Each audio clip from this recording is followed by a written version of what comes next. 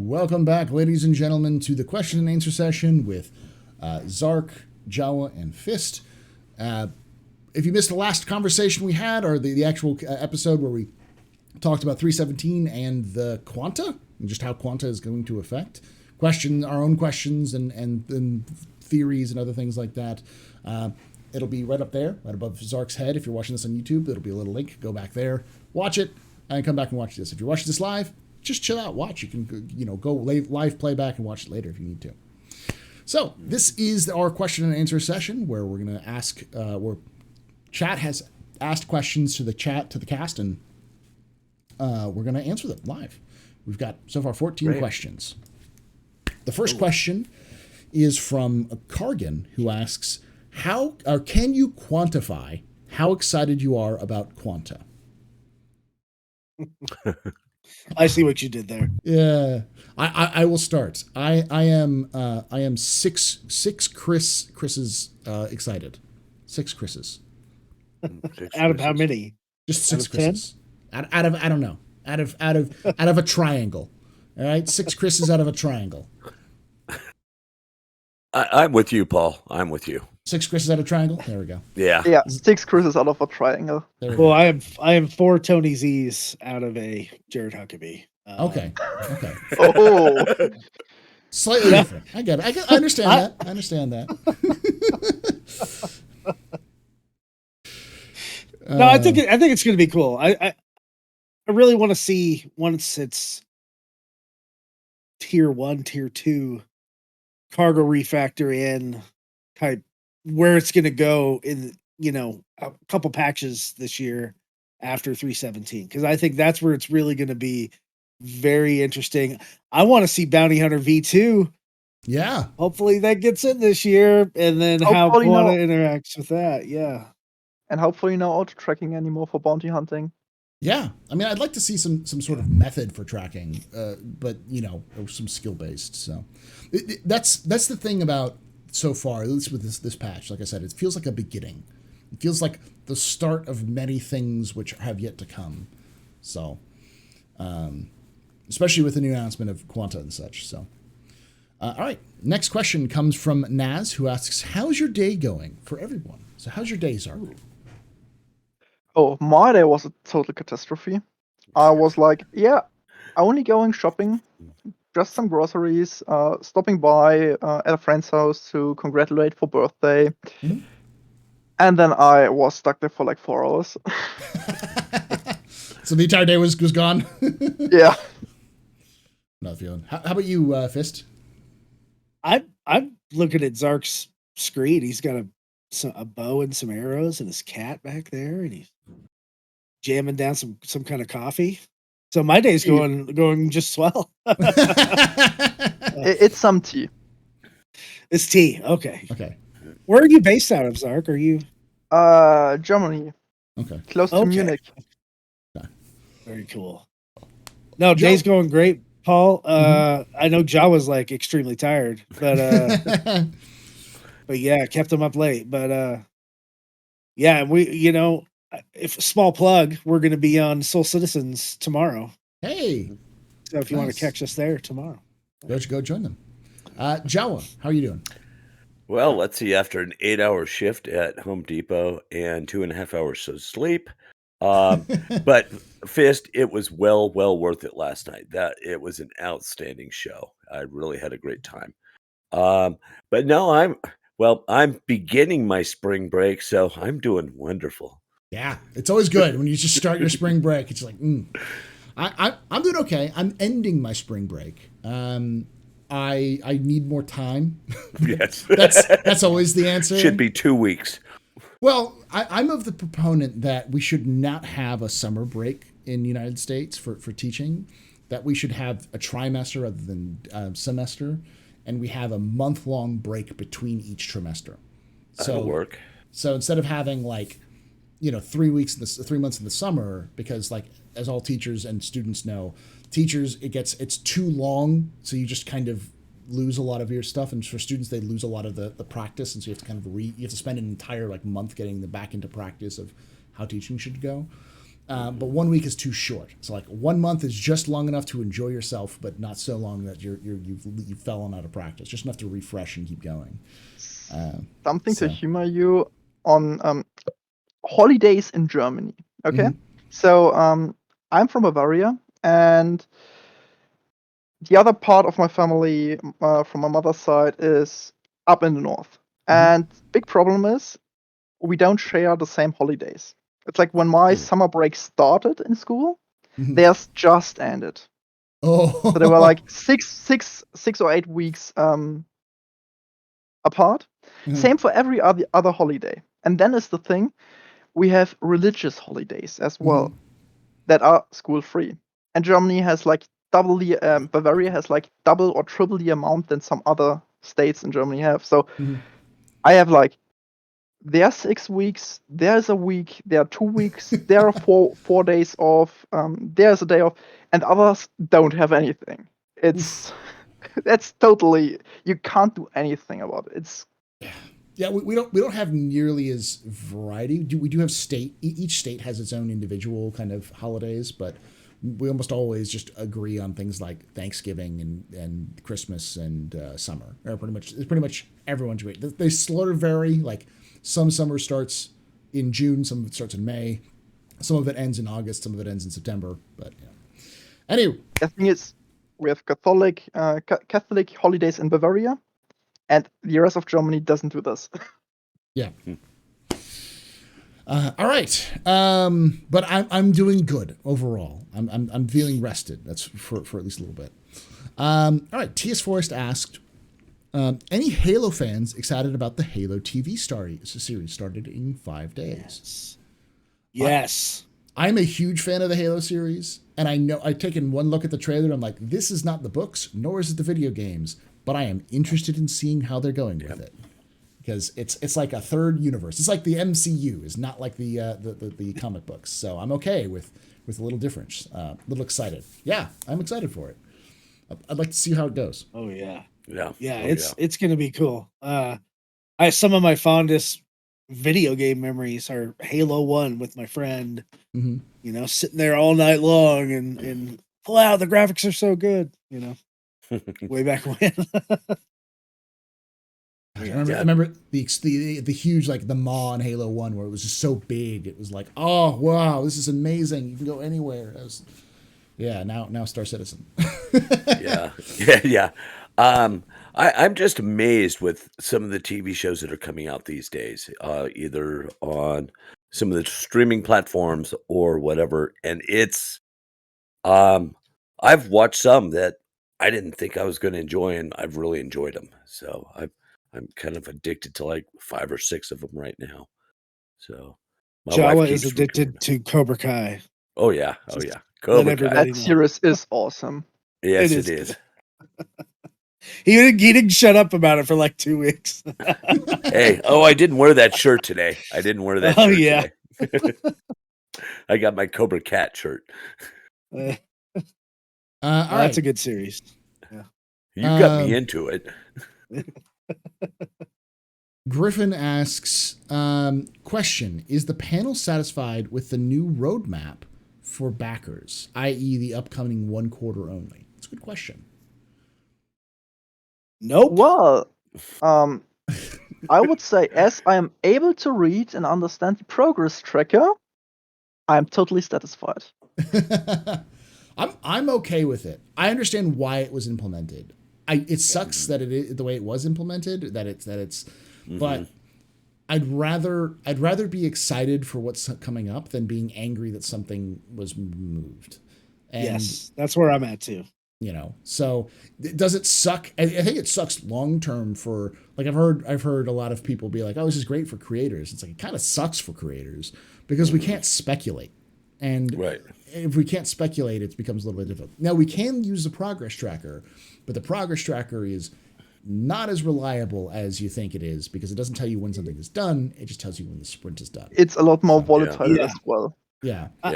I want them to add a third column to the progress tracker, and add a feature column. And granted, it may not be perfect, but it'll link all the deliverables for a feature together. Mm-hmm. so that I can see, hey, okay, here's all the deliverables to get Quanta going, and we know we're going to be out 2 years. Yeah. And then I would also like them to really put down, because they just started putting stuff past Q2, just like the other day. So there's been videos out there. People are thinking Squadron's going to release in the middle of the year, and I'm just because the line ended, and it's like, no, it's not. I would actually do it a different way, not take together all features, but to make let's say a link. Yeah, you click on it, and that's just dependables. Okay, so what is this feature depending on which other features, and they are listed beyond, and you can just pop them up, and you see them. Yeah, so a little bit more transparency, I guess, would be nice, or at least more information. Maybe not. I think transparency. A better way to sort the information, because more transparent than the progress tracker you can't be. Yeah. I guess I'm kind of like that kid on Christmas when a new patch comes out. It's kind of hard now being a content creator, because Fist and I talk about the different things on the progress tracker coming up and what we're looking forward to. But I like when a new patch comes out. I'm like a kid on Christmas, and hey, let's go see if we can find things. And we've had a couple patches where it's okay. Well, that's broken. Well, sorry, that's not broken. It's a feature. But yeah, but I just, and I'm really looking forward to this one. I've seen some things, and yeah, I think it'll kind of reinvigorate me into the game. Although, I'm probably the newest player among all of us at a year and a half. But yeah, it'll be interesting. I understand why it had to be done. It just needed to be a Band-Aid that ripped off, and it sucks. But people have already kind of moved past it. Like, no one really. Yeah. I mean, there's still some salt out there, but I think like when 3.17 is fully released and it's in PTU, people will be more talking about like quanta and other kind of stuff. So, and people joke. I just feel bad for the coffee guy, because when that was announced, and then they said, "Oh yeah, they're adding the coffee," and now we know it was some junior devs first adding into the game. It's like, oh, that sucks. The community was just awful to that guy. Like he was probably sitting there going like, "Oh yeah, I've got my first thing in the game. Heck yeah!" And then he looks at the community, and the community is like, "Fuck you, coffee," and he's like, "Oh god, oh what did I do?" Oh, hey, spoiler: the barista is female. So there we go. Oh. Thanks for leaking information. Don't say I am against it. Yeah. As long as she doesn't have language like some of the bartenders. Oh yeah, hey you, get out! Get the hell out of here! Yeah. I had a very interesting bug a couple of days ago on the server, and all the bartenders stood on the wrong side of the bar. Yep. Yeah, that happens sometimes. Yep. Yeah. Like they're off shift. Get out of here. and the twisty head guys, where their whole body is twisting. Yeah. That's awesome. And I'm so sad that the bars don't have the infinite glass of whiskey anymore. Oh yeah, those were so nice. Yeah. The infinite refilling glass. Yeah, but it actually affects you now. So yeah. It needs to affect you more. It's a little bit too weak because I think in the 30th century, all our livers are made of steel and like are super efficient, because you drink like a beer in like 2 seconds, and you have like you need to like a 12-pack of beer in like a minute to be able to get drunk. So as a Bavarian, I must state that this is not too far from the truth, at least where I live. So what you're saying is that some German is the one who coded all of the alcohol drinking. He's like, this is fine. I can take a line of cocaine to my face and it'd be functional all day long. I don't know what you're talking about, I mean, we start early, so. All right, next question comes from Ferric Veer, who asks, with cargo evolving into physical items, you'll have to load and offload from ships. What do you guys think about the possibility of land-based cargo trucking to round out space trucking? Oh, well. We need roads. Well, And Yeah. we need Yeah, there's some Yeah. prerequisites to that. Yeah. Yeah. We need I mean, roads. I don't think it's going to be. I don't think it's going to be a thing. What? Maybe in very small scale, but why would you drive somewhere where you could just fly there, and Yeah. everybody has a pilot's license? You know, Mhm. it doesn't. Yeah. I'll tell Well, you the yeah. answer. I'll tell you the answer. Look at fuel prices right now. In reality. So the other thing is I don't think everyone has a driving license. Yes. There will be definitely land cargo trucking simply Yeah. because FPS piracy. The main thing I believe that has to happen besides roads and settlements is definitely rebalancing of fuel and fuel consumption in Mhm. the air. Mhm. I mean, if we take a look at the Caterpillar and say, okay, this thing it can go down to the spaceport, unload its 400 SC of cargo, go back to space, no problem. But if you try to fly, let's say 50 kilometers or 100 kilometers in this direction, you lose 30% fuel. On the other hand, you have a truck that might not be transportable with a Hercules because it's even larger, has 200 SCU cargo capacity. It runs on the road with like a thousandth of the fuel the Caterpillar would need. Yeah. As simple as that. Yeah, but Yeah. I mean, you need to have places like outposts or towns. Like, you need to have like a town in Microtech or a town in Hurston that wouldn't require you. That like it would be too expensive to ship that item through space because just the cost of fuel alone would be higher than the price Right. of the item. But you know, you need to truck it out there. But yeah. And the Yeah, other thing well- is, I believe that land trucking will be probably like majorly NSCs only. Yeah, NPCs. Yeah. Yeah, NPCs Yeah. only. Because players will be able to do it simply because how the game works. Mhm. Every player can do what NPCs can do, but you wouldn't do it because you would actually force yourself to be on a place and have a road that might take a week to complete. You have a week of only driving. Mhm. There might be one crazy guy who does this, but It'll be Jawa. Well, Someone will do Yeah. do space trucking simulator with actual trucks in space. You know. Well, yeah, I'm just thinking though that what about hijacking the trucks? Yeah. Okay. Yeah, Yeah, the is somebody piracy. gonna I mean there was that one Inside Star Citizen, God, it was a year ago or something, and they show the sniper up there on the mountain aiming Yeah. at a convoy that's coming through. Is that gonna happen? And yes. well, and then we'll add, we already have a pallet jack now. We saw that. So we have a pallet jack. Yeah. So yeah. Yeah. I mean, But will the pallet jack kill you like the gurneys do though? yeah, that's a good question. All carts are dangerous. I think it comes back to this whole like this is the beginning. So like having a truck makes sense. Having like an 18-wheeler style truck makes sense for ground transportation, but only in a world that's different from what we have now. In a place where fuel costs are variable and can be more expensive, and you have remote locations that need shipping, and you have like roads, and there's a lot of other things need to be in the game before that. But I think it's a good question to have. It's something that I think CIG should start having that conversation about in the near future. So, Well, I would imagine. Go ahead, buddy. Okay, yeah, and considering that the game itself already knows if a ship is aerodynamic or not, it's pretty much the gateway to this, because you have a ship that is aerodynamic. Okay, your fuel consumption goes down by 60%. Done.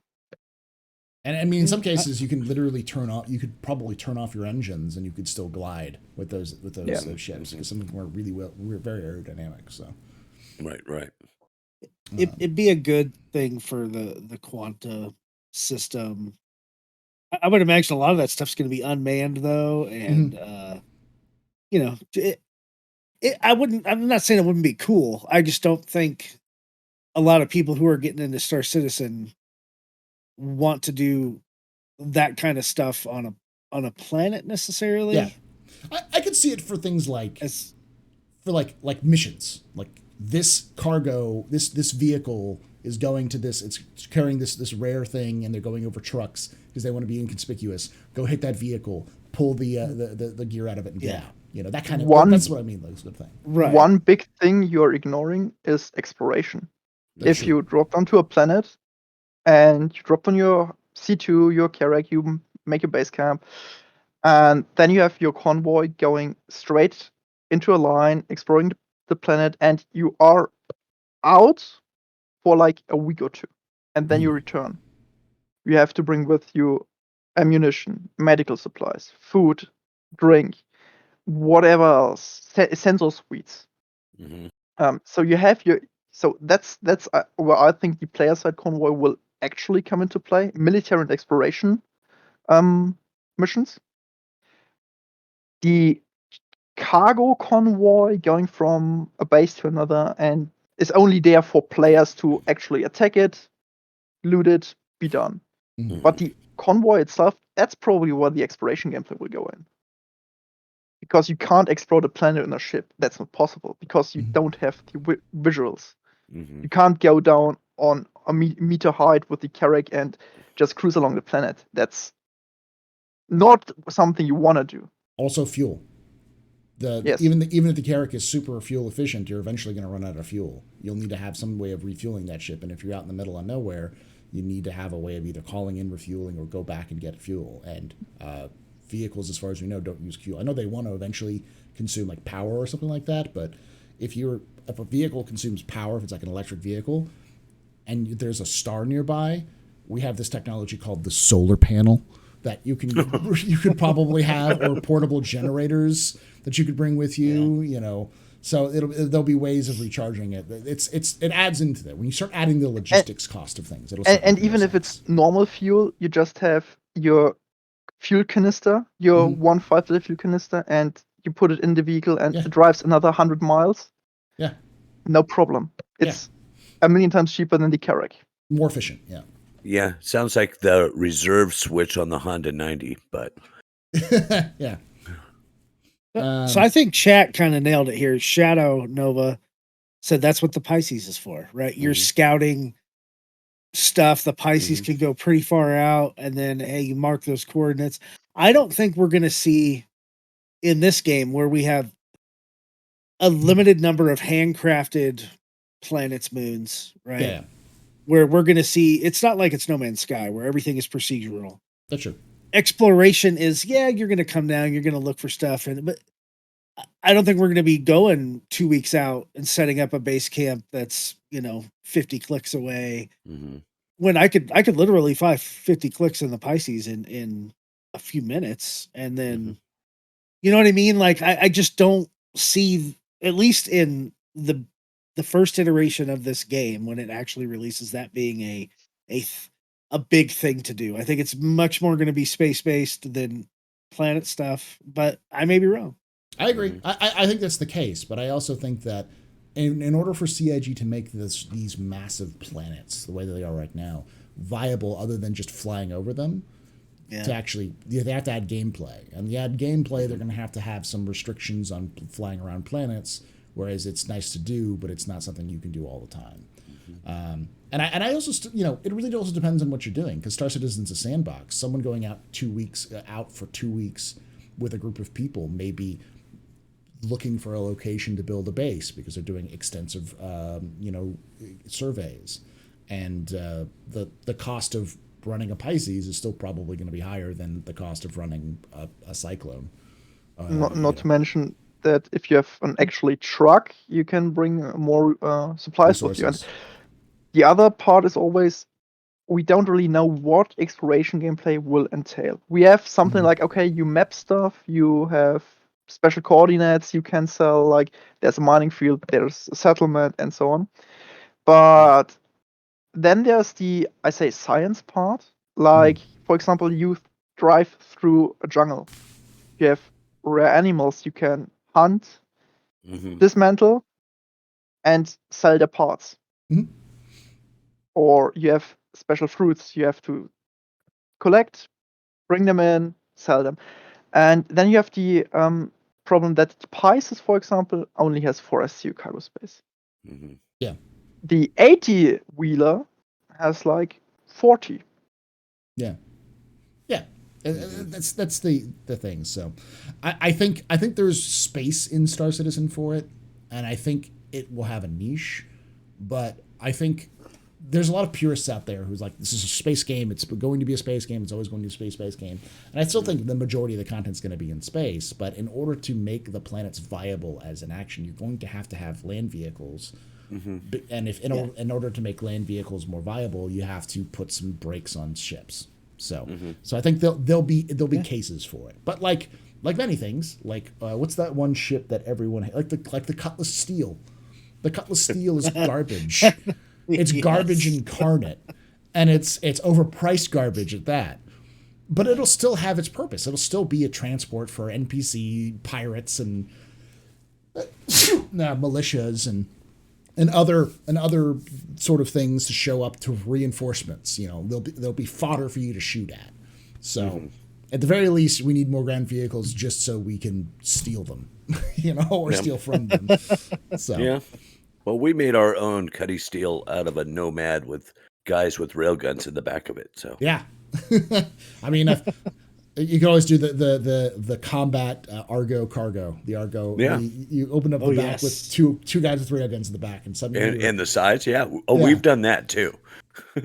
I mean, my go-to dropship is the Carrick simply because I have a med bait. So if we go in with 4 guys, 1 dies, he comes back. Yeah, easy peasy.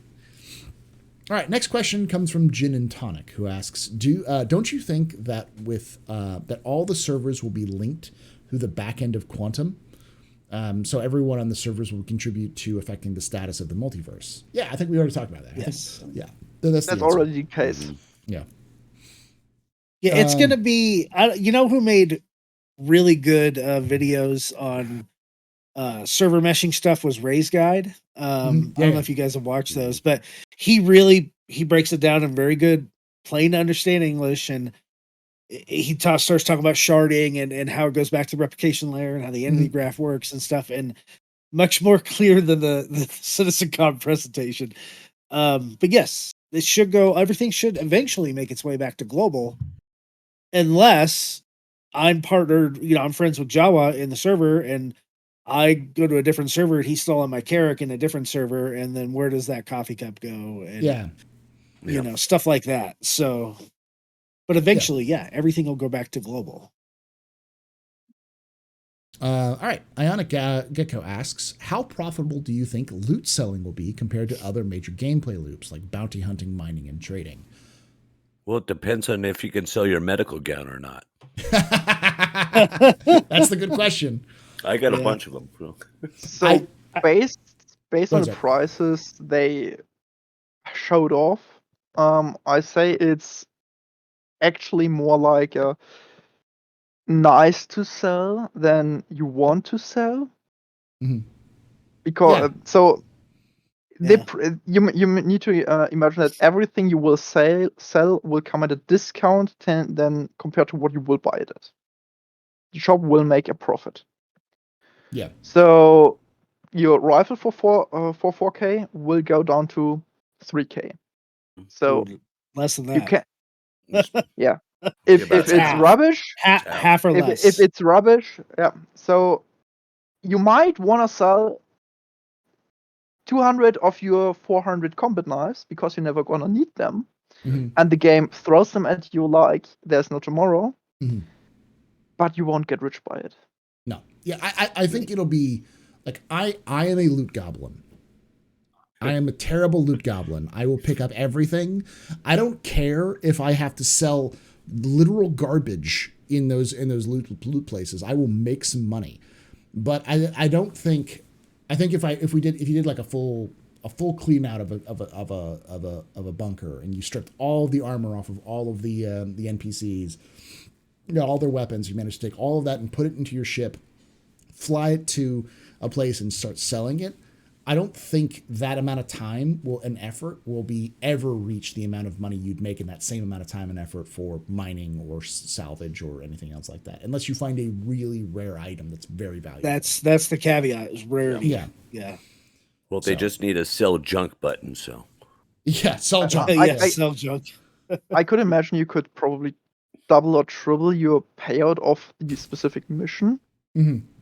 But that's without taking time in consideration. And to be honest, where loot will really be able to profit you is once we are able to sell vehicles or ships. Like in the prison, you can actually steal 2 Ursa rovers if you want to. Yeah. If you sell those 2 even for half a price, that's 60k. Yeah. Ships can be valuable, but you have to know the right person, and you have to sell. Even you'll probably be lower price than you get it. So there'll still be some efforts to it. But yeah, there are definitely things you can do in the future. It'll be illegal too, right? Yeah, because that ship's going to be registered somewhere. So that's why I think ships aren't in selling it, because they really don't have that system in yet. No, you could sell pirate ships. Yeah, you could maybe, but you'd still probably have to sell them for like scrap because they're probably garbage. Like I think the only thing that's going to be in with selling is going to be, in terms of ship base, will probably be ship components, and that'll be like, if you already have a component on your ship and you swap that out for a new component, you just sell it for a lower price. But I don't know. You're talking about salvage, Paul. Yes. Or once there's boarding and like Xenothreat comes around and you steal one of their addresses and sell it, then you're rich. There we go. Yeah, I think 318, right? If we get salvage, you, instead of taking that ship and trying to find a buyer, you salvage the metal off it, salvage the components. Yeah. Take that, and then you'll make significantly more. And that could be actually emergent gameplay as well. But yeah, I do agree with you, Zarrk, that selling FPS items like armor, weapons, it's going to be an addendum, extra money in addition to your payout for the mission, and it's going to be low. You're looking maybe 5 to 50,000 credits. I mean, we already see it when we buy things. Who of us has ever thought twice about buying FPS items? I mean, I just go to an item vendor and buy an outfit for 100k or something, and I don't even think twice. Yeah, I'm that way with mining modules. So yeah. I mean, I know people who are stingy and will just go into a mission and go with the early combat missions. Let the NPC securities take care of most of the people, then kind of shoot maybe 1 or 2 people, then strip the enemy bodies and just like, hey, I got armor now. I got armor and weapons. We're good to go. I just gotta buy That's ammo. Me. That's me. All right. Next question comes from Steve B. Dancer, who asked, since refueling will be coming, they said they will be adjusting ships' quantum and hydrogen fuel storage. How do each of you think we're going to be impacted the most? It's even worse than that, because it'll also be variable depending on what's going on, who's buying what where. So if you're in a system that's very populated with players, or like let's say you're at Everest Harbor, and everyone's going to Everest Harbor because there's an event or there's some major thing there. It's the end line of a trade queue. Well, then fuel's going to cost a lot more there than it's going to cost anywhere else. So it'll even matter even more for that. So, well, that demand will be high. It'll follow basic economic principles. It should. We hope. Yes. We hope it does. Yeah. I say it's the end of the reign of the fighter.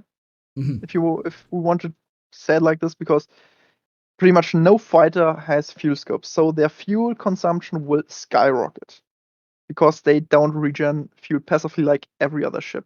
Yeah, and fighters also probably use the most fuel because they dogfight. So if you are a fighter pilot in Stanton right now, bad days ahead. Yeah, and Steve is clarifying it's about ship storages, like the amount of fuel on ships. But I mean that's even that you just throw that into the mix on top of everything we've just said, and it's even worse. Like I don't think they're going to gimp ships that are already low on fuel.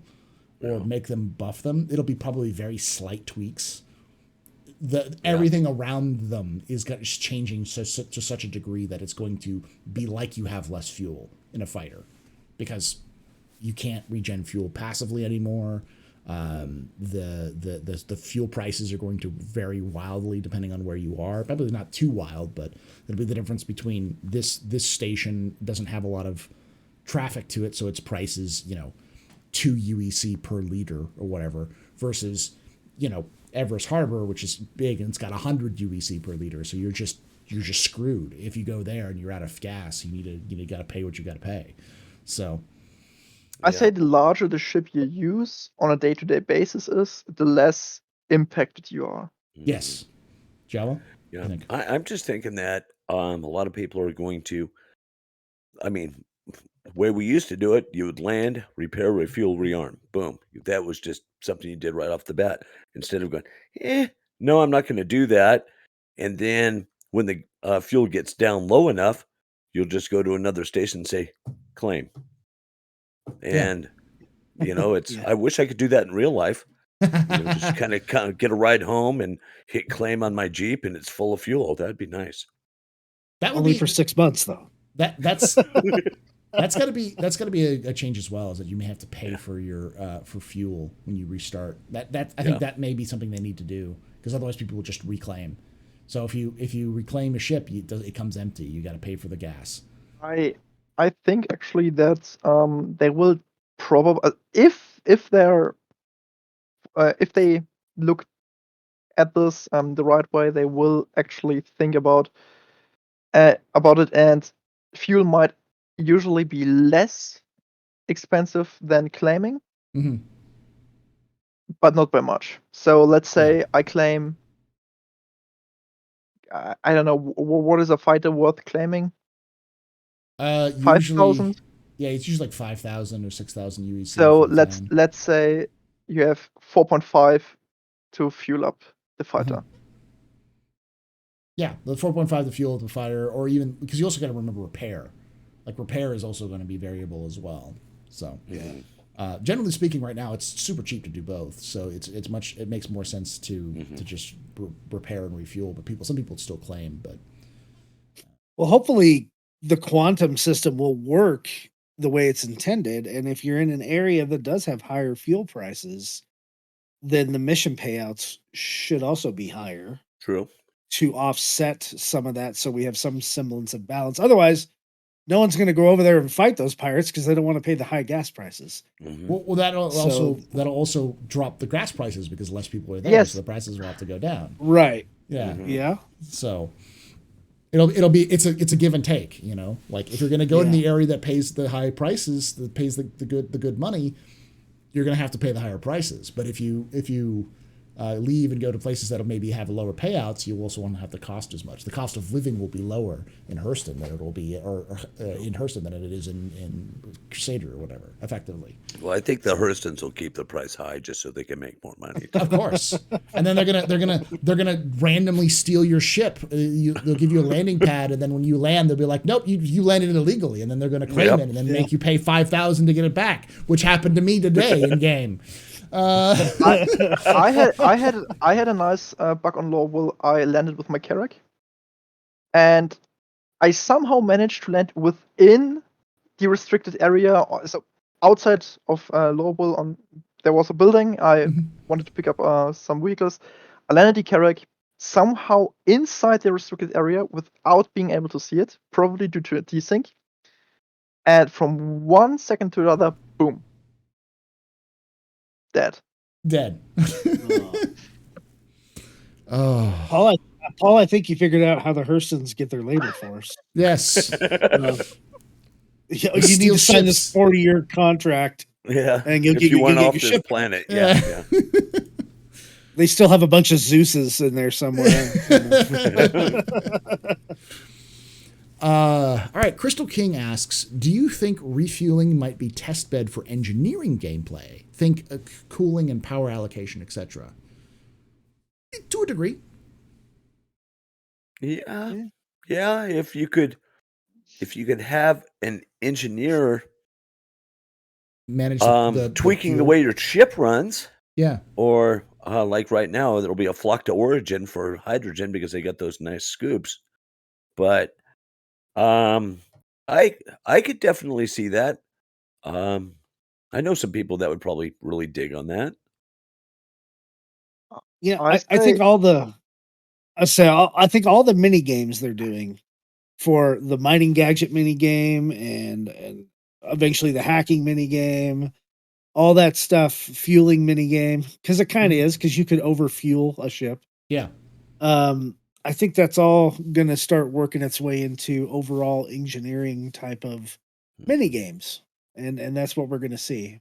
Well, we already know they started working on engineering. If you've been following the monthly reports, and I think they even said it in the Sources Live, that the team that worked on fueling is now working on salvage and engineering.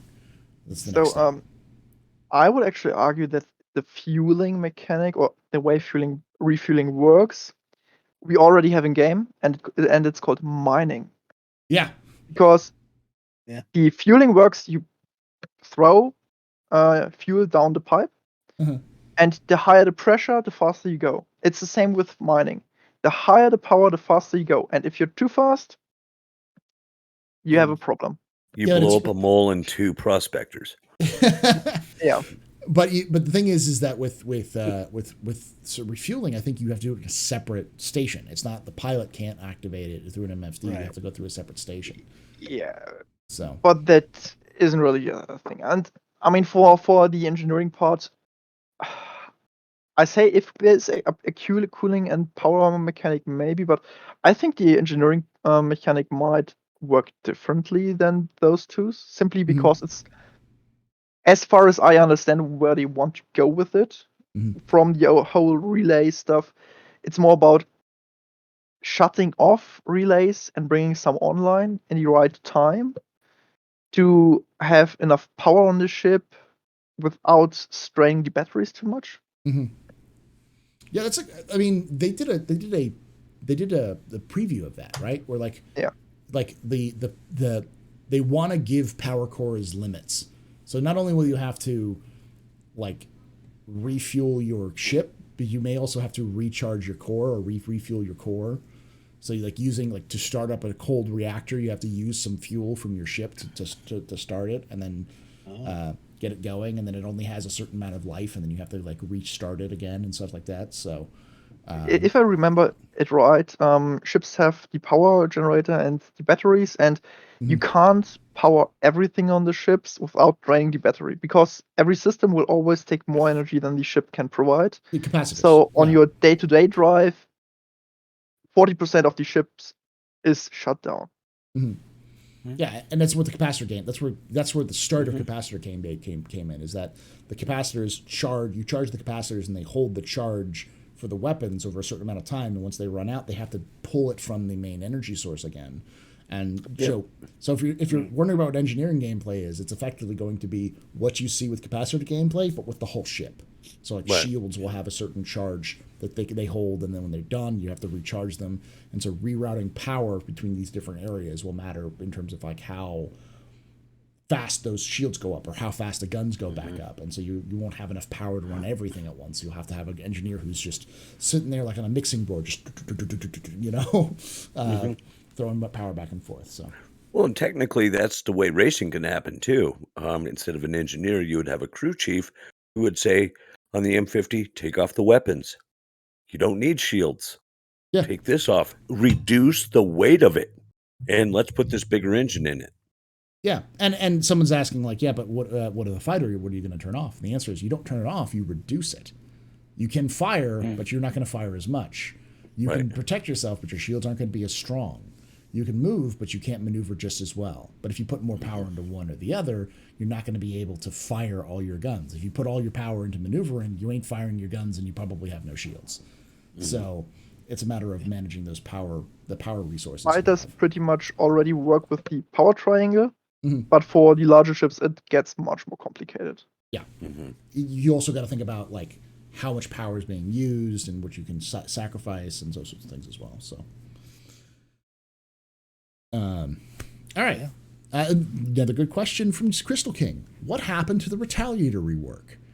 I have a theory. It's in Squadron, but has to be ported over to the PU. So they put it into Squadron first, and they were in that process of putting it into Squadron. Are we talking more about modularity, or are we talking Yeah, actual rework?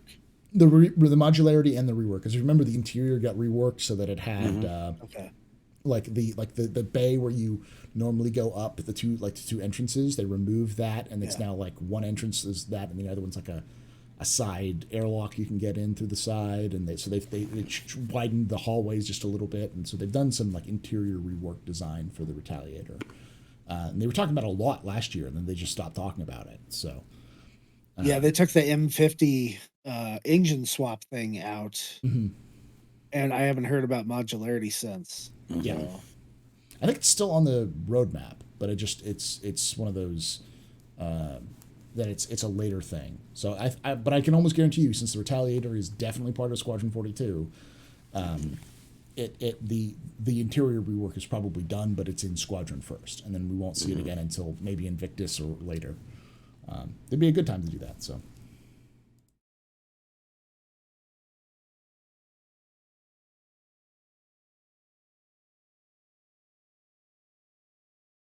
Well, if it was Invictus, you'd think an Invictus this year? Probably. Yeah, I mean, possibly. That's this patch. Well, no, it's 3.17.1. That's like May. Yeah, right, but I mean, that would be something I would expect to see on the release view. But why? I mean, it could be like, here, have a nice surprise. We finish it early. Yeah. I mean, it'd be nice. Well, because if they don't know it's going to be in the release view, they tend to not put it in the release view. So, right.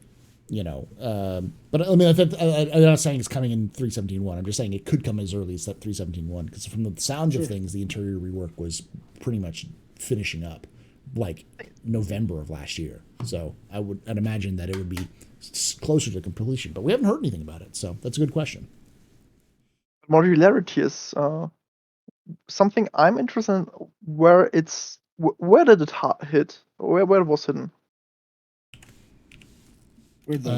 Say that again. Modularity. Where the modularity was hidden, because they talked about it. Yeah. Now it's gone, and I mean, I could imagine that probably the team was needed for something different, but nothing else. Ever since they first mentioned it, is a bit. Yeah, I would like to know what happened to it. I think it's still on the progress tracker, like I said, but it'd be interesting because it was on the release view at one point. Like it was on the release view for the end of the year last year. Yeah, and then kind of got removed. Yeah. So, at least a little acknowledgement, like, yeah, it's been moved. This is why it happened, and it may already be there. It may be in a roadmap roundup that we just haven't read. So. Steve B. Dancer asks, do you feel if someone blows up a full Starfare, how big of a boom? And what missile would be the equivalent of it as in damage? I think you still get damaged if a Idris explodes. If you're too close to it, you actually can get caught in the secondary explosion and do damage, or in the blast. Yep. So that's why whenever, if I've always been when I was doing the Xenothreat missions, whenever we're like close in blind firing torpedoes, the second it started going, the pilot was just like, nope, and just running away because they didn't want to get caught in the explosion. So, I don't know. I don't know if it would be bigger because it has more fuel in it, though. I guess it might make sense if it had hydrogen fuel. Because that's a big explosion. Well, hydrogen doesn't explode; it just burns. I don't know. What do y'all think? Do you think we should have a bigger explosion for Starfire? Oh, heck yeah! Always. Yeah. Yeah. The only problem is, if it does make a bigger boom, everybody will go out there and try and cause that big boom. That's true. Yeah. Gin and tonic's like, no oxygen. It shouldn't do that. It's like, yeah, but it's also cool. That's not completely true, because for the explosion you only need a combustible. Yeah. And you have the fuel, so you have the combustible. Yeah. By the way, I just looked up the progress tracker, and the only modular room switching thing is the Retaliator M50. room OC swapping, Yeah. and the sprints that were listed got finished last year in June. In June. Okay. So we haven't heard anything up from them. So that's just something they haven't Nothing updated. besides that. Yeah. All right. I thought the M50 engine swap was still there. It may have been removed. All right. Next question comes from Reckless Wrath, who asks, fun question for everyone. If you could have any weapon added to the game, be it for melee, space, whatever, what would it be and how would you use it during the Hurston Revolution? Death to the Hurstons. I've already said this many times. An axe and a riot shield or a ballistic shield. Because I think I can cover the distance of a spaceship faster in a corridor than you can pull a gun and shoot at me. And I don't have to reload my axe. But we're talking Lorville, not a spaceship. But in Lorville, there's still a lot of I don't need to reload my axe in Lorville. that NPC guard is gonna have to reload at some point. I don't. What do you I'd like to think? see plasma. I'd like to see the plasma stuff. Okay. And I'd love to see hit scam weapons coming back, tachyon cannons. Yeah, like plasma actually doing damage over time like it's supposed to. I think that would be a pretty cool strategy. Yeah, I would like to see like those Iron Man little rocket missile things that you can fire out of your armor. You want a Okay. Titan suit, don't you, Jawa? Yeah. I'm torn between sword or axe with shield or some nice flamer. Just good old flame him to the Flamethrower. ground. I Or like maybe a flame plasma too. thrower so it works in space. There Okay. we go. Flamethrower would be cool. Yeah, it would. Yeah, and with CIG's love of flames and burning, because they love It fire will happen. propagation, it's got to happen It sometime. will happen. Imagine a ship weapon that's a plasma thrower. So Yeah. you go like 200 meters above an enemy ship and you flame them. Flaming. Oh, a ship-based flamethrower. Yeah. Burn Well, like. Oh. For ship-to-ship combat. A flamer for Yeah. ship-to-ship combat. Oh, jeez. Wow. That would look cool. Yeah. How about beam weapons? That would be There cool we to go. see as well. Yeah. I'd love to see beam weapons, especially like we know they're in the game. They're going to be coming in games. So yeah. Yeah. All right. Next question comes from. I'm going to close the questions for now as well because we're at 12 questions and we started with 14. So we've been asking them. Do you think the price of a Starfare is about to rise? Will there be a third separate refinery version? It already has a refinery on it. All Starfares have refineries on them. So no, there won't be a third one. Do you think we're going to see a price rise though? Yeah. Price is rising Well, for everything else around us, so might as well. Real money? Yeah, Yeah. I agree. Yeah. I think it will be, but a more a less massive one, more like in line with what the Caterpillar got. Yeah.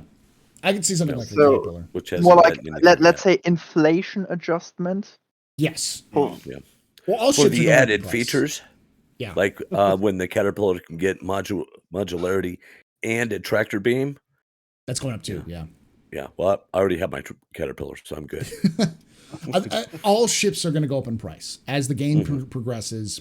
Ship prices are going to rise, and as ship prices are going to rise as the game is completed, because CIG has even said that they don't want to sell as many ships because they'd rather have ships. They don't want to screw up the economy by selling way too many ships. So at a certain point, they're going to try to increase the price of the ships to a point where, just buy it in People will game. buy It's them. easier. it's even easier. They have to get players to stay engaged with the game, and if That you too. already have your dream ship, Yeah. you there's nothing don't to do. have the investment. Yeah. All right. Next question comes from Steve B. Dancer, who asks, since the SRV will be released in third quarter, do you feel the cargo refactor will be pushed to the third quarter? Possibly. Yeah. You don't Yeah. you don't need the SRV for the cargo refactor though. Because No. the SRV is designed for hauling ships, not cargo. And for flinging ships, right, Paul? Yes. You used it as an offensive weapon. That's what it's designed to do. You grab it and you throw it out of their ships. You have ship wrestling competitions with the SRV. You see the Starfarer while he's refueling somebody, and it's just Yes. To be honest, I think they would try to get the cargo refactor in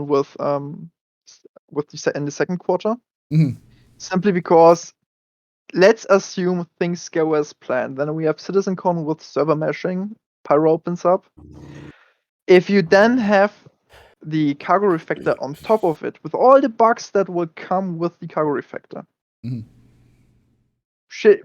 then we have a shit show. Yeah. So bring the cargo refactor in one patch early so you can iron out the worst bugs, all the problems it will have, then get server meshing and have a new set of problems. Yeah. And with the SRV being like, because it's, I mean, yes, it can haul cargo, but it being also a big ship based thing, that's completely different aspect right there. So I think what that may mean though is that we may not get tractor beams for like ship based tractor beams in second quarter. We might get it in third quarter, which means that we'll have to hand load everything with hand tractor beams in the second I quarter. think we might see size 0 tractor beam in second quarter, just so to test some limitations in, okay, are they flinging people up to the spaceport now? Yes, can we go to orbit for free?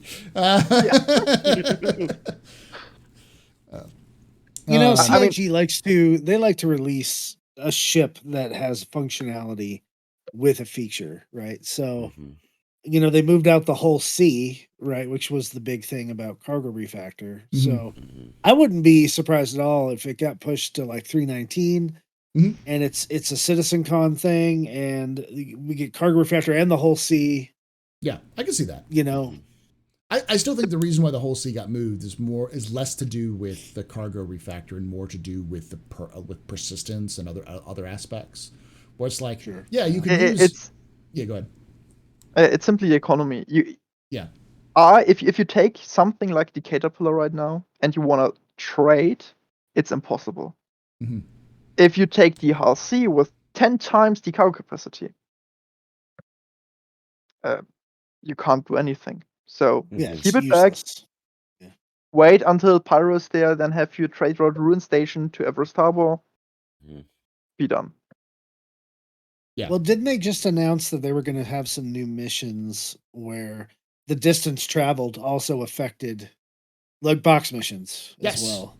So I think some of that tech may be involved with some trading missions. That's the dynamic mission system, which is in the progress tracker, was added to the progress tracker, and that the first sprint for that is ending in June or July. So we could see it possibly at CitizenCon timeframe for sure, and maybe trading missions. Hey, go pick up this load of Laernite and take it over there. Yeah, but I think you need to have cargo refactor in before that mission can be added. So I would agree. Yeah. So, all right. Next question comes in from Simon the Vengeful, who asks, with Salvage coming in, is that the next step to repair mechanics and ships like the Vulcan and the Crucible? The answer is yes. Yes. Yeah. They've even said it in the monthly reports that the hull stripping is the reverse. The reverse of hull stripping is hull adding, which is something they're apparently testing with Salvage, with the hull stripping aspect of Salvage. Is you can strip the hull and you can add it back on. So, could you add on extra hull though for like adding on extra armor? What I want to add is though that while hull stripping might be pretty much blow or suck, push the blow button or the suck button. But beyond that, I think that both professions might be very different. Simply because you strip the hull. Okay, so you have some skeleton left, and you can pull out the components, and even that might be somewhat similar. But but you will never cut off the wing to crunch it and salvage it. You will just go in with the claw and crush the whole ship. Yeah. So on the other hand, adding a wing might actually be a lot more complicated because you have to replicate the inner structure, for example. Yes. So I don't think CIG will go the easy way and just make it blow or suck button. Choose. Well, I think the early stages of hull stripping is you instead of taking like the superstructure, you're just taking the hull plates off. So, but with like full on salvage, you don't care with like the claw because you could just go yoink, throw it in my chomper, and you'll just chomp everything. But for like hand salvage, What I'm much more interested in with the hull stripping and hull adding, paint jobs. Yeah. Player-based paint jobs. Because in theory, it's exactly the same mechanic. Yeah. But I'm thinking that, hull stripping and all of that's going to be a little like mining. You'll have to do it in a certain sequence, or you'll end up with something messed up that people won't want to buy. Do you want to buy a nice trim sheet that you could just kind of lay in for repair or whatever? Or do you want to do this thing that has all these jagged edges where you have to cut off all of the jagged edges to make smooth edges to be able to lay it in? So I think that it's going to be its own little loop. It's going to be its own thing. Yeah. It might actually be connected. Like you have to strip damaged hull and then add on the new one. Yeah. Right. I think they're the thinking like evolution. This is the common ancestor of repair and salvage is hull stripping. And so I think that, yes, from this we're going to get repair down the line, because not only do you need repair because it's in Star Citizen and it's important, but it's also important for Squadron 42. So it doesn't have to be as like economy based, but the process has to be there as well, I can imagine. So I'm not even sure if it's really important for Squadron. At least not as a whole profession. Yeah.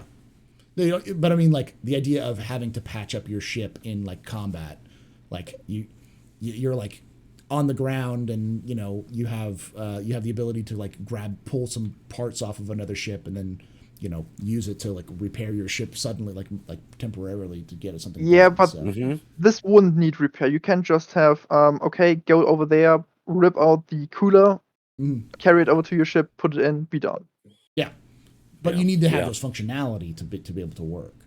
I say physical components are the important part. Then. Right. But being able to remove it and replace it, and same with like possibly like your ship is damaged, you can put a patch job on it before it gets to the repair side of things. So. Well, do you think that they would do something like, you come across an abandoned ship or whatever, and you need a size 2 shield or power plant or something, but it only has a size 1, that maybe you can get it to work kind of, so you can get yourself home? Jury rigging. Oh. Yeah.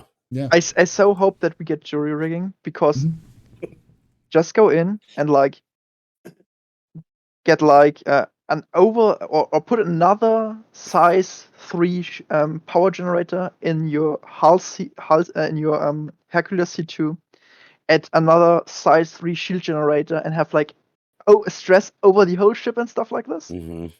That would be great. Yeah. Like not only going, okay, it barely fits, but also going the other extreme.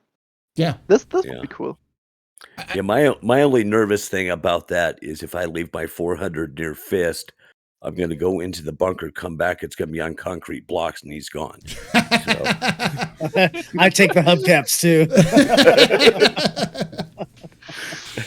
All right, next question comes from Target Drone, who asks, should there be a game package that's cheaper but without a license for flying spaceships? So you can either do trucking or hire a gunner, be hired as a gunner or on a spaceship, but you're caught flying the ship, you're in trouble. I don't think so. I think the idea of having a non-ship based package is a good idea, though, where you start with the game with no ship. Mm-hmm. As like a, and like you a trial earn one membership. Yeah, but you can earn one in game. Yeah. So you have to work on other people's ships, like a friends package. But yeah, I don't. That's the free to play model. Yeah. The thing with the license is, for one, the base idea is you are a retired military serviceman, so you have the Star Citizen token, you can vote, you have the licensed pilot stuff. And the other thing is, not having a license wouldn't prevent you from flying ships, at least not in Star Citizen in the wars. Mhm. It's just like not having a gun license and buying a gun either way. As long as the authorities don't catch you, no one cares. Yeah. And the same would be with license. So yes, you don't have a license, but you're only going with pirates, so who cares? Yeah. Yeah. Or you're hanging out at Grim Hex. Yeah. Or you're going in an area where there's no law, so who cares? You know. Mm-hmm. Yeah, I think a $15 pledge just to access it. Yeah. You can hang out with your friends, maybe get some money enough to buy a ship. That would be cool. Mm-hmm. But I think license tests would also be neat too. So you can't buy this $400 unless you are cargo licensee. You know. Mm-hmm. Have you heard my pitch for a new player experience? I'll pitch it real quick. So my pitch for a new player experience is when you first wake up and you first get the game, you have a message on your mobile glass. And it's like, hey, press this button to activate your mobile glass. You wake up and there's a pre-recorded message that says, hey, I got all your stuff ready to go. You just got to go pick it up at the spaceport. Just follow the signs for the spaceport. And so then your character goes to the spaceport. And at the spaceport, you reach a kiosk. And at the kiosk, you have the guy who, like a lost and found or some situation or some sort of like admin. And they go, oh yeah, here you go. By the way, do you want to try the for your license? You gotta go back. You say yes or no, and if you say yes, you go back behind the counter. You go into like a little sim pod, and then you do a full kind of tutorial. But it's just like a training simulation for like your spaceship license, for your pilot's license, sort of thing. And so you have a choice to skip it or not. But the whole process is starting off with like licensing. And if you have a license, then you also get some like a thank you gift for completing it. So from the UEE, and it's like a gun or some other like small bonus for doing so. And cargo. To encourage you to have gotten licensed. And then you add the licensing for like things like being able to purchase bigger ships or other ships in some places. You need to have that license. So. I had a similar idea, but a bit different, and focus more on the day-to-day thing, not just flying, but like you come into space, you come into the spaceport from the passenger from the transportation entrance, and you get and there's some nice person taking you off and say, oh yeah, thanks for your service. I'm your civil contacts spokesperson. I'm there to introduce you to civilian life. I'm the Veterans Association. That's not realistic. both Jawa and Fist, were in the military. Yeah. So that doesn't matter. It's there for the new player experience, not there to be realistic. Okay. So and then the person walks you through. Okay, like here's the spaceport. There you can get your ship. You go down. There is the shopping area. There you can buy this. There's your hub. There's the medical buy. Come in. We need to set your imprint here in this hospital, and so on. Mm-hmm. And the nice thing would be if you make this like an office. If you want to try something new out, like it ends like, okay, if you want to pursue any new career, like if you're interested in mining, come to our office. Here it is, yeah. And the person walks with you to this office. Here it is. Just go in, talk with us. Say you want to know how mining works, and we will talk you through. Yeah, there's Would be a whole. You have everything. Go ahead. Sorry. Go on. I said there is an actual guild in Star Citizen's lore called the I'm a blanket, the Rust Society, which is that's their sole job, is to train new pilots how to salvage, mine, and trade.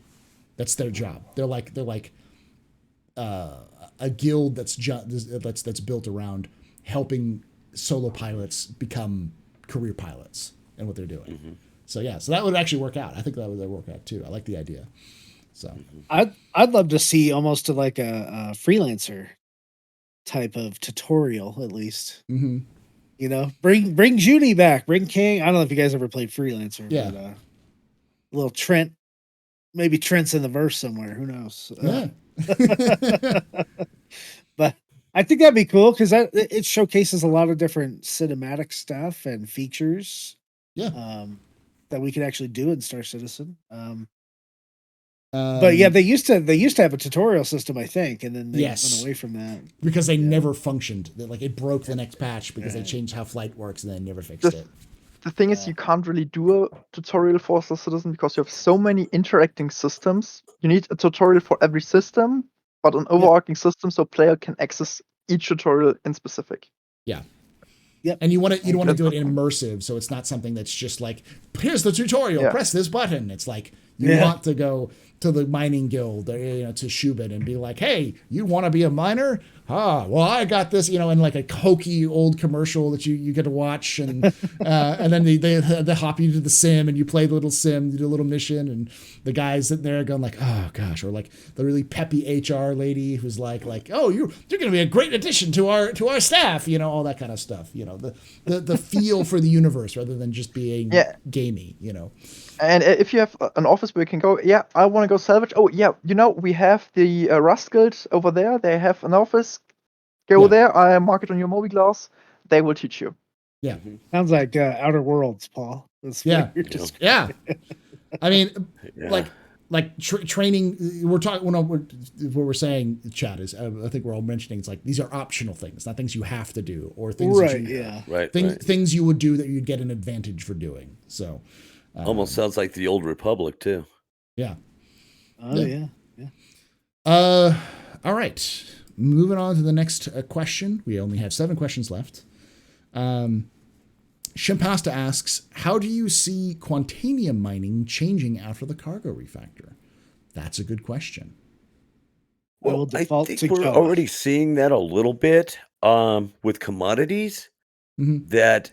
And knowing which station to take your quantanium to mine, so you get the most, yield out of it for the lowest price, and then you want to turn around and take it down to where you get the most profit for it. So I think we're somewhat seeing that now, but with the cargo refactor, if it works out, because we all get the alerts right now that says, commodity market, commodity change, whatever. You start changing that. If they start really making it worthwhile to go to different places, I think it would. I think it'll be a big part of it. Okay. I also just got to think, isn't quantanium time sensitive as well? Yes.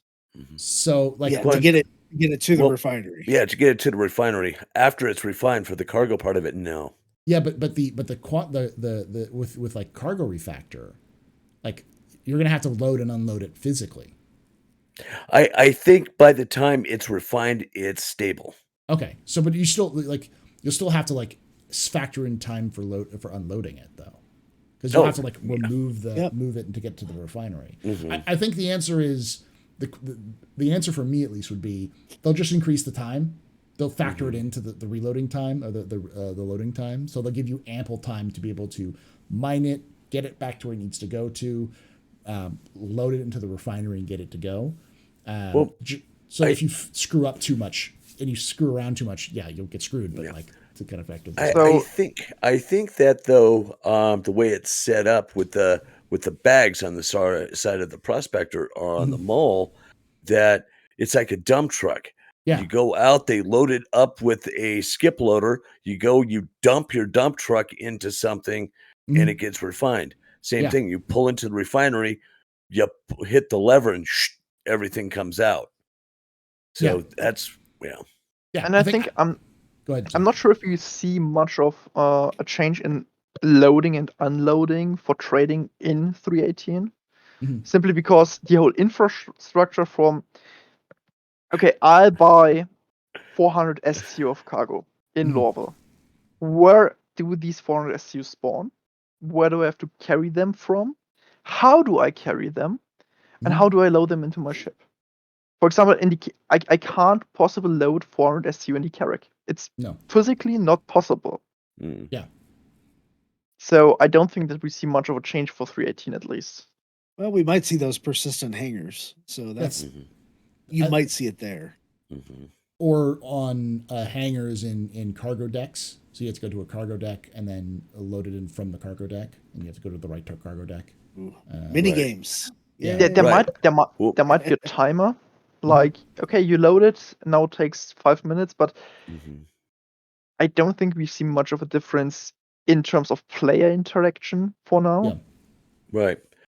And I'm thinking it may end up being a game loop too. Somebody may want to do that. I wouldn't know why, but that kind of like the truck driver brings the semi into Home Depot. Hey, it takes us, half hour, 45 minutes to completely unload it and then send him on his way.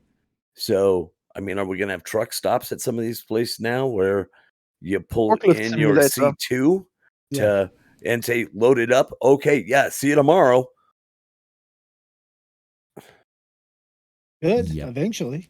I mean, if we go back to the cheap game package with no ship, forklift operator might be a nice job to earn some cash. Yeah, hand truck operator. Yep. I going back to that as well. I think there's one problem with the cheap one without a ship, is that people will buy that to like be burner accounts so that they can just kind of gift all their ships to that account and then just go become a like troll and stuff like that.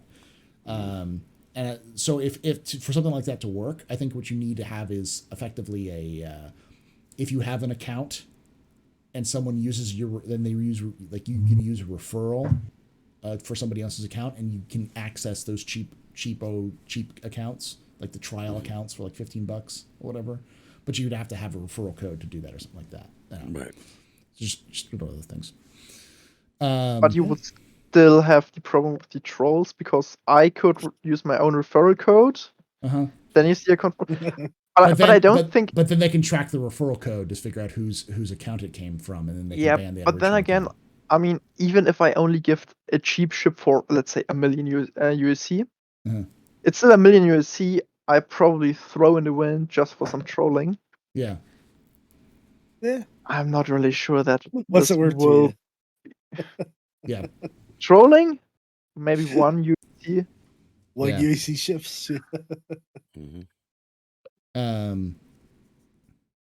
Referral requires a $40. Yeah, Rose. What I'm talking about is the idea of a $15 account that allows for that you can get the game, but no ship. You don't have any ship. You don't have anything. You just have a game package. But all right.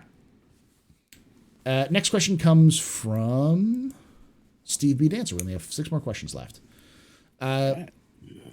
Do you feel when salvage comes in, the Starfarer will be able to siphon fuel from ships? At some point, it's just a reverse. I think Fist and I talked about that. Somebody comes up to refuel and you don't like them. Well, you turn it on the other direction and suck it out of his ship and then fly away real quick.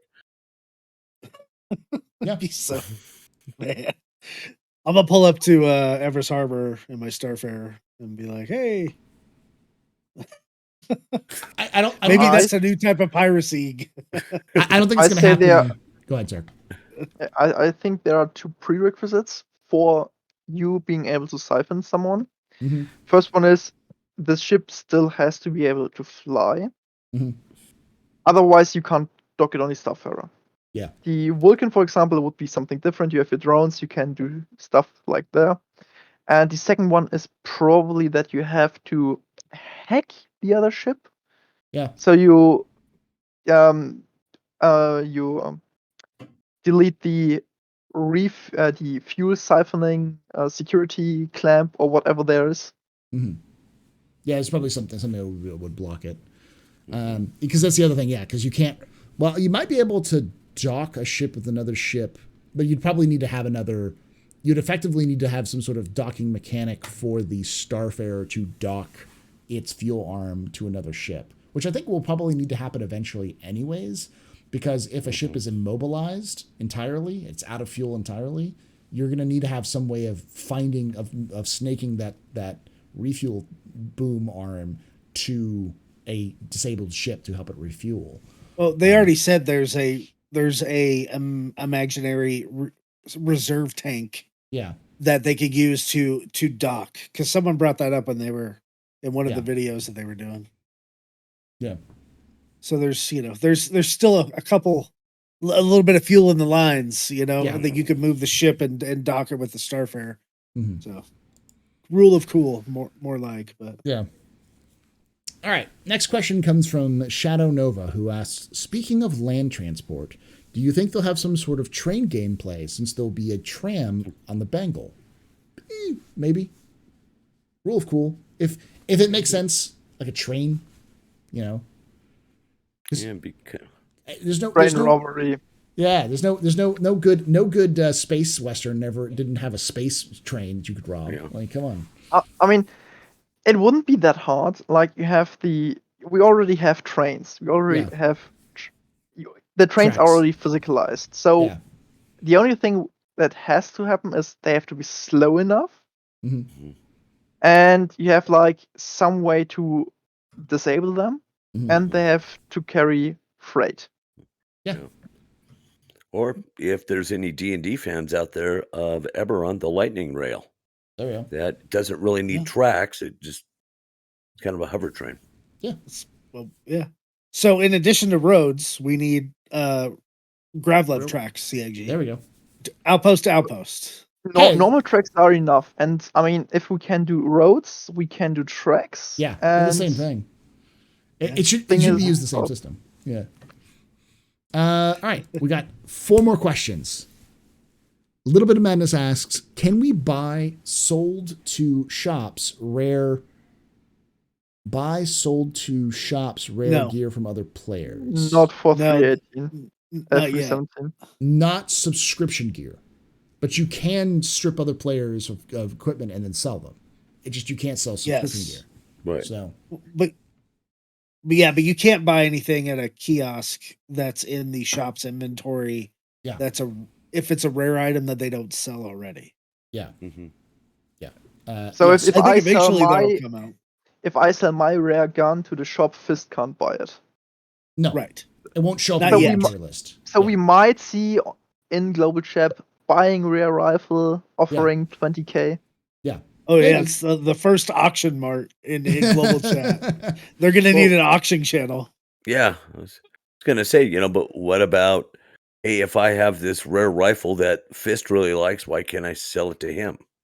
You Why can't. can't we Well, there's no trading in game yet. Right. I mean, right. eventually you'll be able to, Yeah. I'm sure, email it or trade it or anything other MMOs do. But you can't drop it on the floor, but it's unreliable. It can also just disappear out of existence if you drop Put it. it in weapon racks. That always works. Weapon racks will work. Great solution. Yeah. Yep. I definitely see that happening at some point. Buy much, man. Yeah. Yeah. Next question comes from Captain No Pants, who asks, with 317's implementation lacking beacon services, do you think people will actually be using ship-to-ship refueling much, if at all, other than for testing to see how it works? No. Are we not going to have refueling beacons? Not in 317. Yeah, for 317. No.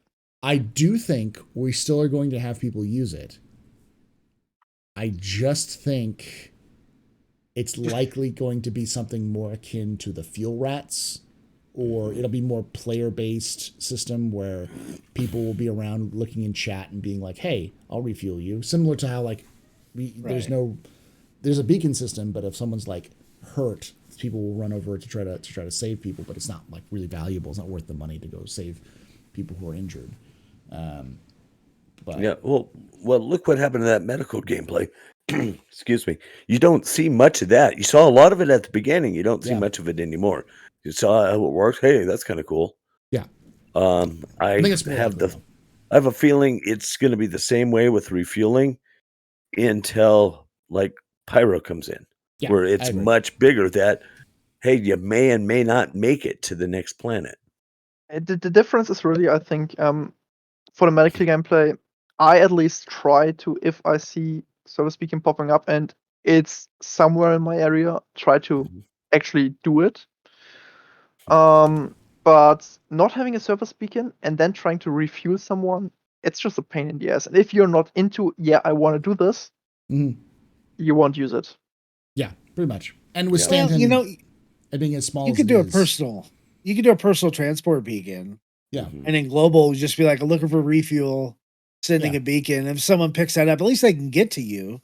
But you could have more than one. You could have someone just come over there and shoot you anyway. Just right. Kind of like with medical, as what QPan put in there. Medical beacons tend to be more traps than anything else. Yeah.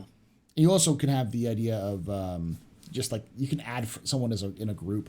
You know, it's like, hey, I need some help, and so I'm like, okay, cool, I'll add you to my group, and then you have the beacons, you can like jump to them directly. So I think once we really get reputation stuff in there, and you're gonna see, hey, this guy's a refueler. He's got 4-star rating. I'm gonna call this AAA right here. Beginnings. I feel like that's what this patch is. Yes. It's the beginnings patch. You know. Yeah. A big teaser. Yeah, a big teaser, a giant cock tease. Yep. the ball taking leaving us with blue balls. All right, 2 more questions. Technofy asks, what will run our first? What will run out first? Light fighter hydrogen fuel or a pilot's H2O thirst? The fuel. The fuel. Yeah. Yeah, because all you have to do is go log out, and hey, Nope, you'll get not all that anymore, back. buddy. Oh, really? No, It's gonna persist thirst now. and hunger is persistent. Yeah. Oh, and damage will be persistent for ships and for your player. You know. Well, So, damage has been persistent on my prospector for like a No, month now. So. no, I meant to your body. To you, body. like if you have a broken leg and log out, you're gonna wake up with a broken leg. Yeah. Oh, it's not like D&D where you take a long rest and you're all good. No. I mean, I'll be honest. I'm glad they bring in the fighter fuel rebalance right now, because this will soften the blow when pyro drops. Oh yeah. People get the first taste of what it will be to fly a fighter and the larger wars, and it's not a nice feeling. Yeah, there's a reason why light fighters are so good, because like in combat, because they're going to be incredibly useless unless you have the infrastructure to support a light fighter. That's the whole point of them. Yeah. If you're good, light fighters are beat sticks and they're amazing to use, it's great, but they're going to run out of fuel real quick, and you have to refuel it, repair it, and maintain it. So,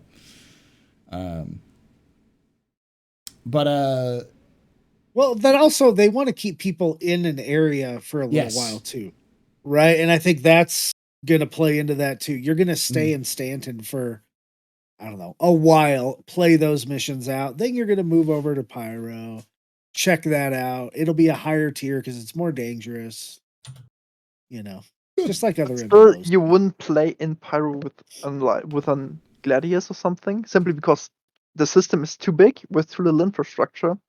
You would use something like a Cuddy. Cutlass, Black, and be done. But I mean, if you're working for like the gangs in Pyro and you're working at the specific gang that's around Pyro 4, they want you to stick around that planet and do missions around that planet rather than going all over the system. Because then you would have the chance to refuel. Yeah. Finish all those quest lines and then move on to the next place, etc. I have no doubt that this is still going to be an MMO and not necessarily a free-for-all sandbox. Yeah. At least until in-game, if there is an in-game. I mean, once we get to that point, then it'll be different. I feel like what we're going to see is there'll be a level upon which you can earn money. And after that point, you're just going to start realizing that you're not earning as fast as you could. So like Hurston right now is really good for bounties because there's a lot of high density of bounties, which makes sense compared to with Hurston's lore. But eventually Hurston will peak out where you're only making, 20,000 UEC or whatever a bounty. Yeah. But you know that if you go to Pyro, you can make 400,000 to go track down this one target. It may take you a little bit longer, but that's a lot of money compared to just sitting there for hours and hours and hours grinding out those 20,000. So just like any MMO, they'll encourage you to leave the region because instead of levels, they'll just change it with money and reputation. Right. And the thing is, but there's also the different thing, and that's be prepared. Mm-hmm. So, yeah, if you leave Stanton, you have to be prepared for stuff. Mm-hmm. And me and the group of people I usually play with, we are very much into exploration, planet side exploration stuff. Mm-hmm. And we have like 2 lists of preparation. One preparation is if we, for example, decide to go into Pyro. Mm-hmm. And baseline is you have roughly 50k you spend per person. Mm-hmm. Then we have the list going out into the wars, just like, we go through 10 jump points and see where we land. And all of a sudden, the list balloons up to like 650,000 per person. Mm-hmm. Simply because you have all the different suits for all different climates, for different radiation and stuff. And then you have the problem like, okay, do I stand in Stanton? Do I even get what I need in Stanton? If I want to go there and have to think about, do I need this? Or do I go, spend 50,000, then go to Pyro, and then go to the 650,000. Mm-hmm. So it's the cost. You factor in the cost of what it's going to just take to be able to even go there in the first place into your factors. Yeah, makes sense. And I think that's the key. I don't think people are ready for the logistics of this game. Like people think of this right now as like, oh yeah, it's fun. You fly around, you shoot things, and you have some fun, and you log out, and you go grind the mining. It's like wait until the cost of maintaining your mining vehicle, the fluctuations of prices. Like if everyone's mining Quantanium, then Quantanium's going to be cheap as dirt because it's so common. Right. So just having the spare parts for your ship on board when you have to repair it. Mm-hmm. Yeah. And having a refinery ship nearby that you can dump everything to a refinery, and then having people come in with ships that they can load all the refined goods and then take it to the right market so they can make the most money. Like all of those processes alone are going to require planning, coordination, timing. And yeah, you can still go out and pew. But if you want to make money, if you want to increase your reputation, if you want to go get those high level crazy events that you can only do with the right know-how and the right location, you're gonna have to plan, and that's just something that a lot of people don't realize. Simply thinking about how much food and water 10 players, or let's say 10 players and 5 NPCs need over the duration you sit in the Halo. Mm-hmm. Yeah. Just waiting, just sitting and having there, it on board. mining. Yeah. Yep. Stock up. Yeah. All right. Last question for the question and answers from Steve B. Dancer. What would you suggest CIG do to encourage trade at Orison, since the takeoff and leaving takes so long? Fix takeoff and leaving. Yeah. I mean, the other answer is make very rare items spawn there, and also make it very valuable to trade there. It's Orison. It's got to have luxuries, and if you want to go sell luxury goods, they'll buy it at high prices because it's very high in demand. So, just make it a good trade route. Mm-hmm. I think trading itself, Orison should be the selling point in Stanton. This is if you have something, if you come in from Pyro, if you have something, you sell it in Orison and you sell it for good money. Buying less because I don't think Orison has anything special to buy aside from maybe some space whale minerals in very limited quantity. So Well, more ships. like 40 STU or something. Ships, yes, would another thing, but that's more like that's not what you really would trade as a player. No. What I think Orison will be really is more like the tourist hub. Like bounty missions you do in Hurston. Orison is all about tourists. You bring from Hurston over to Orison, you bring the tourists. Oh yeah, like personal transport missions. Yeah. Yeah, and especially as you have the like 1 year fly into the atmosphere and get out. That's the time where you have to do all those mixing in the bar and stuff. Yeah. Well, also, someone put in chat, it's a gas giant, so maybe fuel is super cheap there too. So if you're like a Starfare player, you go there, refuel your tanks on the cheap gas, and then go out into the black to sell it at a higher price. So right. So, but yeah, I like that idea. Yeah, I do too. That's right now. Orison has, I think, all the military grade A stuff. Yeah. So there is a reason, because it's kind of like one-stop shopping, like Microtech used to be. Yeah. And they're showing it off because it's the newest planet, and like the convention, Invictus is going to be there this year. So there's going to be reasons to go. It's just I mean, can we maybe change the point to where we can quantum? Yeah. That would change everything. Yeah. Yeah. I mean, it could still be longer than on the other planets, but like, just drop it in 10 or 20 kilometers. That would be enough. Right. Yeah. Yeah. Take it from 150 to 100. And because something like that would, and then make it a little bit easier at night to find where you're, and daytime really, to find out where to land if you're not used to it, because it's really hard to know where to go. Yep. I mean, I think overall, Star Citizen's main problem, it's not just Orison, it's all landing zones are not valuable to go to. There's just no reason to go to them. Which there's no gameplay there.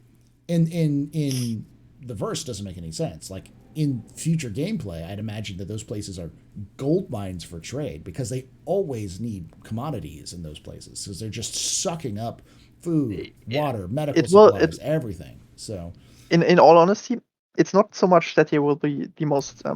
I think we had a lot of talks about how gameplay and especially bars are supposed to be, and I imagine that landing zones will have two main reasons later on. First one is that's where you can store a lot of stuff.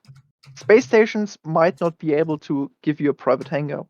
They might not be able to give you a residence because they have limited space. Landing zones, not so much. And the second part is information. Where is stuff happening? Where are the lucrative informations? How do I get good reputation and standing with some high value group? That will be all in those landing zones, all in some bar or so. And like you go to Lorville, you talk with some guy in the bar, and he drops like, oh yeah, this special group you look for, they are in the village XYZ. And then you can go to the village, you can say, oh yeah, he said blah. You get some mission that brings you in, and then you can form reputation. And only if you have the reputation with this group, you can buy some special component or whatever. Yeah, I agree with that too. It's got to be a social hub as well, just where you got to go to meet the right people. It's a Chris Roberts game. Yeah, bars are important to Chris Roberts games. They're always important. They're always the most important thing. Hi, we're Xenothreat. We run this place. Yeah. I mean, every game is. The Wing Commander 1 starts in a bar. Yes. Every Chris Roberts game starts in a bar. So like bars are like the important thing. I wonder if Chris enjoys his time in bars. I wonder if he's from Manchester. Like you know, I have the perfect tutorial begin. You have black screen, it blinks, blurry vision. You see a table, some bottles. Yeah. Slowly you rise up. Across you sits a person. Oh, you're awake. with that, I'm just going to end it like that. Thank you so much for those coming in. Jawa, Fist, Zarrk, thank you for coming on. Make sure you are going to fistandjawa.org to go hang out with Jawa and Fist on their various streams and their YouTubes and such. And if you like this, make sure you write in the comments, tell us your own thoughts, your own questions. I'll be there to hang out with it. I'm sure Zarrk and Jawa and Fist will come by and check out the questions and such. If you enjoyed this video, like it. Make sure to subscribe if you want to see more of this. You hit the little bell icon if you want to kind of come through and know when they first come out. If you want to watch us live, you want to ask questions live, we do this on Saturdays at 3 p.m. Pacific, 6 p.m. Eastern, 11 p.m. UTC. So come on down and ask your own questions. And like I say every time, hope to see you someday in the black.